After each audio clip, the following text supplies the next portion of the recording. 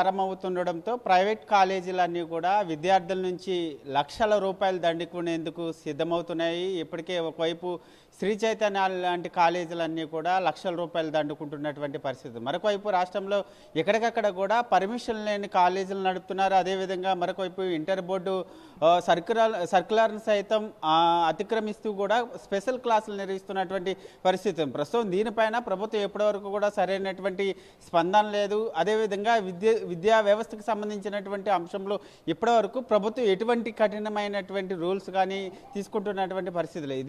ఇదే అంశంపైన మనతో మాట్లాడేందుకు బీజేపీ ఎమ్మెల్యే పాల్వాయి హరీష్ బాబు గారు ఉన్నారు. మాట్లాడించే ప్రయత్నం చేద్దాం. సార్ చెప్పండి, విద్యా వ్యవస్థ మీద అసలు ప్రభుత్వం ఎటువంటి కఠిన చర్యలు తీసుకోవడం లేదు. ఎందుకంటే ఒకవైపు న్యూ అకాడమిక్ ఇయర్ స్టార్ట్ అయింది, ఒకవైపు శ్రీ చైతన్య లాంటి కాలేజీలన్నీ కూడా లక్షల్లో ఫీజులు దండుకుంటున్నటువంటి పరిస్థితి ఉంది. మరొకవైపు ఇంటర్కి సంబంధించినటువంటి అంశంలో వేసవి సెలవులు ప్రకటించిన స్పెషల్ క్లాసుల పేరుతో మొత్తం ఎక్కడికక్కడ కూడా అన్ని బ్రాంచుల్లో క్లాసులు నిర్వహిస్తున్నటువంటి పరిస్థితి. దీనిపైన మీరు ఏమంటారు?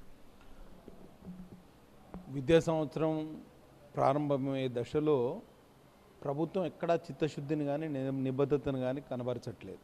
ప్రభుత్వంలోని పెద్దలు ఆ స్కూళ్ళ యాజమాన్యాలతోటి, కాలేజీల యాజమాన్యాలతోటి కుమ్మక్కైన అయి ఉన్నారనేది సుస్పష్టం.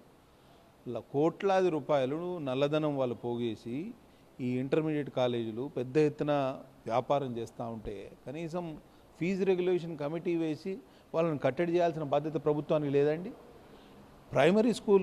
ప్రైమరీ క్లాస్ నర్సరీకి 2 లక్షలు 3 లక్షలు 4 లక్షల రూపాయలు ఫీజులు అంటే ఎక్కడిది పోయి తెస్తారండి? నాకు అర్థం కాదు. ఒకవైపు ప్రభుత్వ స్కూళ్ళు ఎక్కడ కూడా సరిగ్గా పనిచేయట్లేదు. ప్రభుత్వ ఉపాధ్యాయులు పిల్లల్ని ప్రైవేట్ స్కూళ్ళకు పంపించాల్సిన పరిస్థితి. ప్రభుత్వం ఎంత పెట్టుబడి పెట్టినా దాంట్లో ప్రొడక్టివ్ ఆస్పెక్టే లేదు. దాంట్లో ఎంత పెట్టుబడి పెట్టినా దండగే. కాబట్టి ప్రభుత్వ స్కూళ్ళకి పిల్లల్ని ఎవరు పంపించలేని పరిస్థితి. ప్రైవేట్ స్కూల్లో ఏమో దోపిడీ. ఇది మొత్తము రాష్ట్రంలో 55% బడీడు పిల్లలు ప్రైవేట్ స్కూళ్ళకు పోతున్నారండి. కేవలం 45% మంది మాత్రమే ప్రభుత్వ పాఠశాలలకు పోతున్నారు. అంటే ఇంబ్యాలెన్స్ అనేది సుస్పష్టం. ఎన్నడూ స్వతంత్ర భారతదేశంలో 50% ఎప్పుడు కూడా బడీడు పిల్లలు ఎప్పుడు కూడా ఈ 50% దాటి ఎప్పుడు కూడా ప్రైవేట్ స్కూళ్ళకు పోలే. మొదటిసారి రేవంత్ రెడ్డి గారి ప్రభుత్వం ఆధ్వర్యంలో ఇంత పెద్ద ఎత్తున పిల్లలు ప్రైవేట్ స్కూళ్ళకు పోతున్నారు. పూర్తిగా మనకొప్పుడు యూనివర్సల్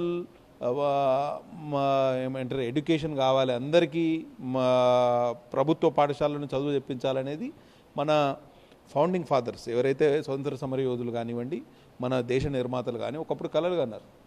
ఇవాళ డెవలప్డ్ కంట్రీస్ యూఎస్ఏ కానివ్వండి, యూకే కానివ్వండి, మొత్తం హై స్కూల్ వరకు ప్రభుత్వ స్కూళ్ళలోనే పిల్లలు చదువుకుంటారు.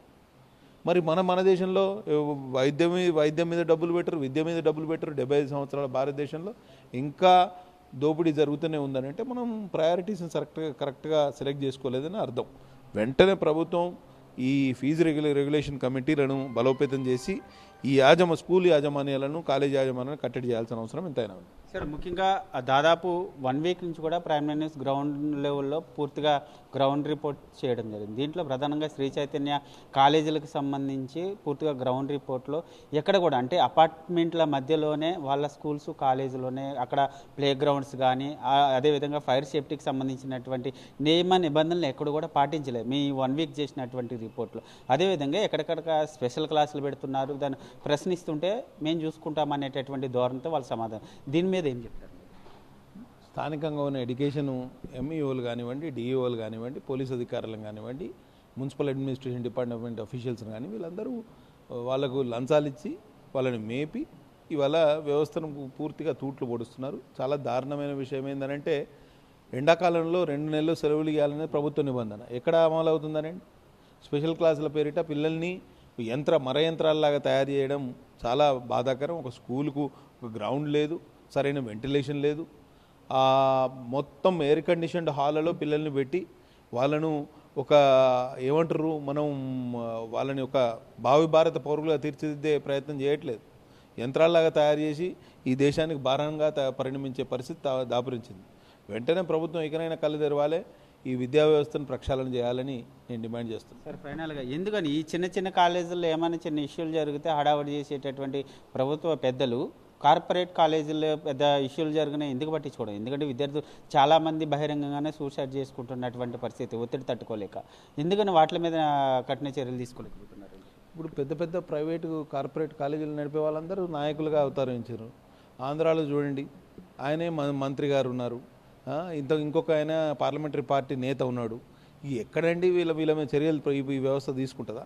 అందరూ ఒక దానిలో ముక్కలే. అల్టిమేట్గా నష్టపోయేది ప్రజలు సామాన్యుల పిల్లలే. కాబట్టి ఎక్కడ నాయకుల పిల్లలు నష్టపోవట్లేదు. వాళ్ళు వాళ్ళకి డబ్బులు కట్టగలుగుతారు, 10 లక్షలు కాదు 20 లక్షలు పెట్టైనా పిల్లల్ని చదివించగలుగుతారు. సామాన్యుడు పేద మధ్యతరగతి కుటుంబాల్లోనే ఈ ఫీజుల చిచ్చు తీవ్రతరమైంది. ఇల్లు జాగాలు అమ్ముకొని హైదరాబాద్కు వచ్చి పిల్లల్ని చదివించాలని అంటే చదివించలేని పరిస్థితి. కాబట్టి మొత్తం ప్రభుత్వ విద్యా వ్యవస్థను పూర్తిగా రద్దు చేసి ఆ డబ్బులన్నీ ప్రైవేట్కే ఇచ్చేసేయండి. అప్పుడు గిట్ట వ్యవస్థ బాగుపడుతుందో చూద్దాం. ఇంత పెట్టుబడి, కోట్ల రూపాయల పెట్టుబడి ప్రభుత్వ విద్యా వ్యవస్థ మీద పెట్టి మన పిల్లలు మళ్ళీ ప్రైవేట్ స్కూల్లో చదువుకుంటున్నారంటే, ప్రైవేట్ హాస్పిటల్కి పోతున్నామనంటే ఎక్కడ బాగుందండి? కాబట్టి ఇక్కడైనా ప్రభుత్వం కొంచెం ఈ నేషనల్ ఎడ్యుకేషన్ పాలసీ 2020 ఏదైతే వచ్చిందో దాని ప్రకారం నిబంధనలు చాలా కఠినంగా ఉన్నాయి. దాన్ని అమలు చేయడంలో ప్రభుత్వం విఫలమవుతుంది. కాబట్టి త్రిభాషా సూత్రం ప్రకారం 3 లాంగ్వేజెస్ నేర్చుకోవాలి. ఇవాళ 3 హిందీతో పాటు మాతృభాష, ఇంగ్లీషు 3 భాషలు నేర్చుకుంటే పిల్లల్లో ఇక్కడ ప్రపంచంలో ఎక్కడ పోయినా ఏ చోట పోయినా ఇవాళ ప్రపంచమే ఒక కుగ్రామమే, విలేజ్ లాగా డెవలప్ అయింది.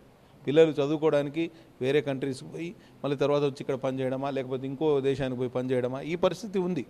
ఇవాళ ట్రావెల్ లాజిస్టిక్స్ చాలా ఈజీ అయిపోయినాయి. ఇటువంటి గ్లోబల్ సిటిజన్స్ తయారు చేయాల్సిన ఈ వ్యవస్థ పూర్తిగా ఒక యంత్రాలను తయారు చేసే కర్మాగారంలాగా తయారైంది.